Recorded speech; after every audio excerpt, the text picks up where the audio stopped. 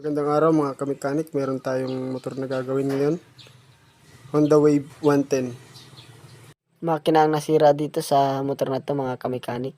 Bigla na lang daw itong lumagapak ang makina, sabi ng may-ari. So nawalan siya ng compression, akala ko ay yung nasdali sa kanya ay barbula, alay na putol or yung piston na butas. Di pala, ito palang nadali sa kanya, nasira.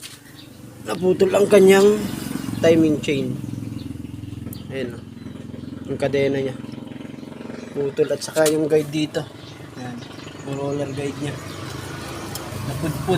Ayan o, sumangat na lang siya, kaya hindi na siya umandar. Yun, ibaklas natin ito ng sira niya.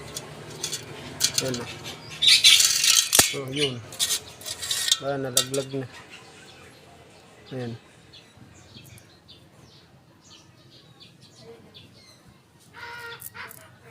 papalitan natin ulit ito